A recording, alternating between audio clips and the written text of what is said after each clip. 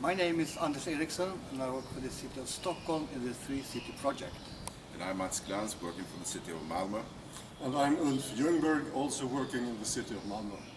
Well, the 3-City project is a collaboration between Stockholm, Malmö and Gothenburg for 3 years, as you said, about drug prevention, basically. About developing the quality of drug prevention. Yeah. So we are actually conducting 14 sub-projects ranging from prevention, early intervention to treatment and care.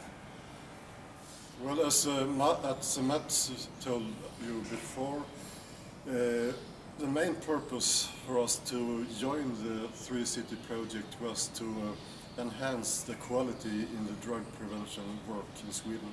So the EDPQS was a natural way to go further in this issue. And we wanted the EDPQS because it was in European sort of context. It was very recent and up to date. So therefore it was quite natural to choose the EDPQS as a standard. Well, we have used the EDPQS in several ways in this project. We said we had 14 sub-projects and one of the sub-projects was working with the EDPQS, just for clarifying that. But we also used the EDPQS as a framework for our whole sort of organization. Since we are 3 cities working together, we needed a common framework for how to present those sub-projects. So we actually worked with it, and we were not sort of just introducing it. But so that's one way of using the EDPQS. We had a practical sort of tryout with it. But we also translated it and adopted it, and that is still in process because we found that even though EDPQS was very useful, it also contained some stuff that we had to sort of process to fit our Swedish context. So we have engaged a number of people together with this working group in the process of getting the material familiar to Swedish audience.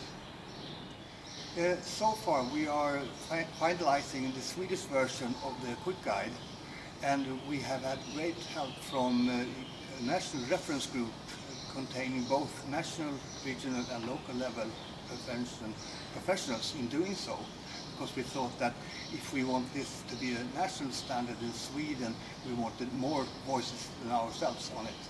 So that was it's quite time consuming but very important, and it's a very good learning process for ourselves as well, because we also got good influence from the European network on this, so it was a good learning process. We are also doing this together with the National Institute of Public Health, because we want to sort of, for the national dissemination in the future, it's important that the national body is involved in this and not just the cities.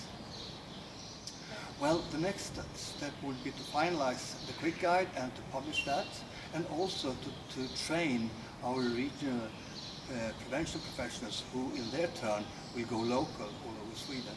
So we have a network that are very eager to start doing this. So we're going to have to look in how that should be done, some kind of master trainings or whatever, but that is yet to come.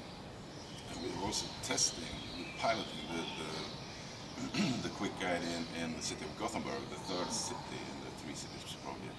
Yes. So we see if they work in real life, so to speak. Yes, and we have a few more projects that might be interested in piloting. So it looks quite good actually in that sense, but it's a long process, but I think it will have to take the time that is needed, because to make people understand and adopt it for themselves, it takes some time really. I mean, we all wanted things to happen very quickly, but we have also have to learn that we have to give people time to learn about it, because it is a big material, and even if you are a trained professional, there are so many things that is to learn and to sort of take into your heart and put into practice, so it is a developing process. I think from a policy making point of view, I think the EDPQS is really good because it helps you to ask the right questions when it comes to quality, for instance. It's not just to do more of what we always have done, but you need to ask the right questions about why and how focusing on quality. And it also brings structure when it comes to asking questions as a policymaker. When you talk to practitioners or other,